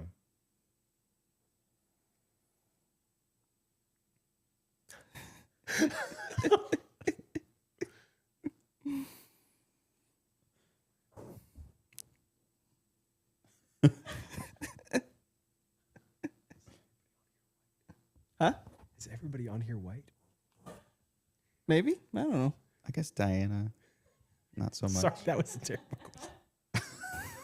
question. sorry. I was just like he said that. I was like that. I just started. I started thinking.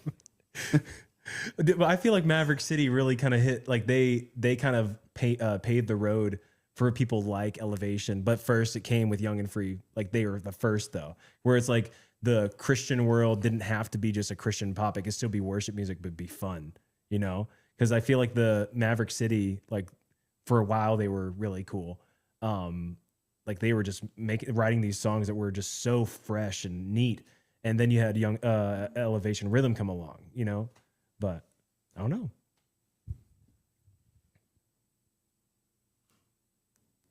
So Then you had Spark Music. Spark Music. Up next. Joey, you corrected me on this last time. There's an S on there.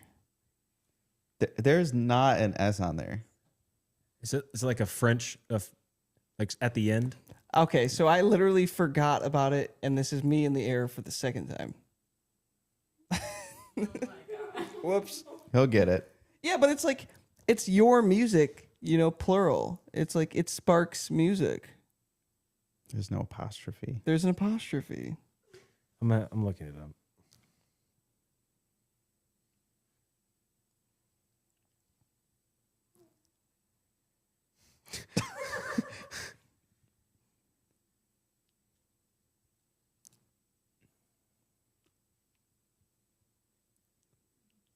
You're like, no.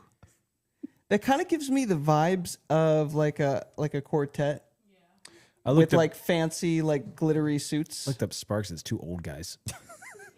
That's not. Is that Oh, Is that it?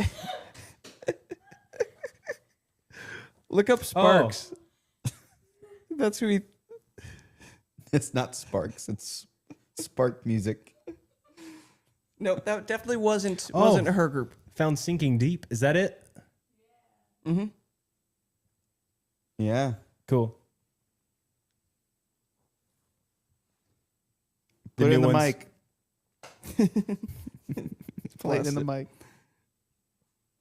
No, my brother and I put some stuff out that I'm not too proud of. Like that, they're not bad. Like as in like bad. Never mind. They're just not that great.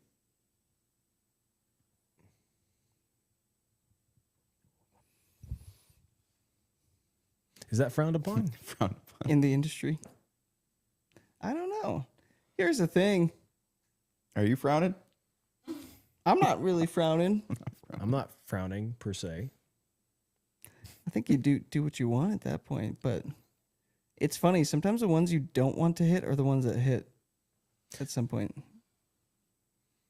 How's Sinking Deep doing?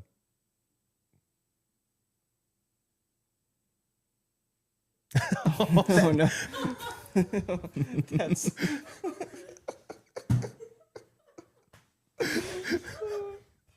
That's unfortunate.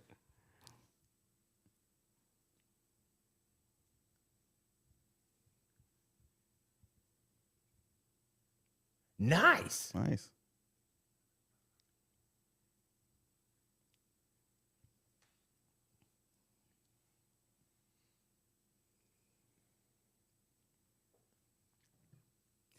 Hey, but what we said, when you finally get something to hit, you just got to lean into it. So you can only release Christmas music for the whole year now. It looks like you and Kagan are playing footsie right now.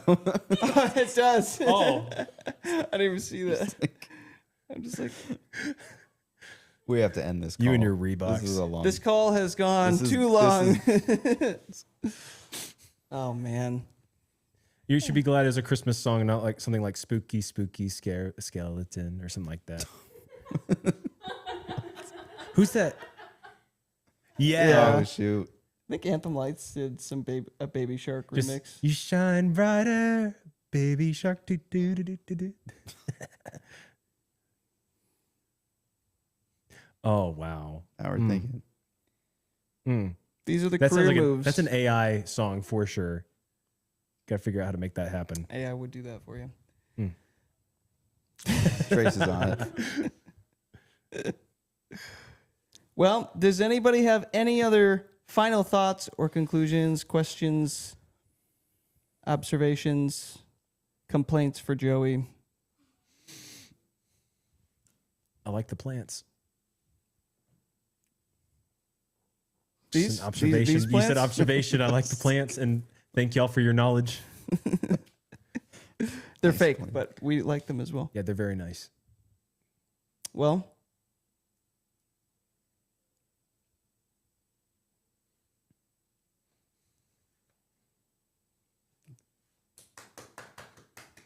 Yeah. What are you two? Are you? It could be on. I could go. Could be any day at this point. I could go into labor right now.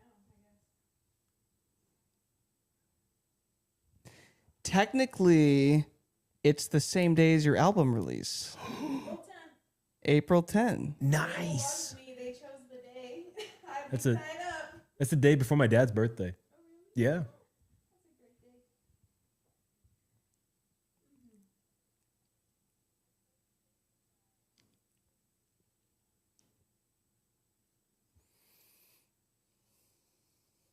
Oh yes. Thank you. Thank you. Thanks. We're excited to bring her onto the call and show you guys. I'm praying that Jason can figure out how to turn on all this equipment Oh, if it happens God. on a Tuesday. Ce sera mignon. I have I'm to give him a gonna. tutorial, Y'all are gonna need to make me a tutorial, like for real. but I'll put it in the roadmap for you. Oh yeah, who wants? Yeah, can I? you fly down, Annie? Anna, you want to fly in to be my temporary co-host? I'll teach her how to turn all the But equipment you have to turn on all the You have to- equipment. I'll give you the quick rundown. Quick run. There you go. That makes one of us. I got nothing. No. No, I plug and play, bro. Well, gang, thanks for reconnecting. Thanks for sticking it out. Almost a 2-hour call today. Yeah. I think that might be a record. If you have any other thoughts or questions this week, drop them in the community. Check out the new course updates that we mentioned early on, the Spotify course updates, the funding course updates will be coming soon. Bunch more stuff that we're consistently adding in there. And have a great week. Thank you. This is fun. You have a great Au week. revoir. I'm gonna have a au revoir. Au revoir. Goodbye. Hasta luego.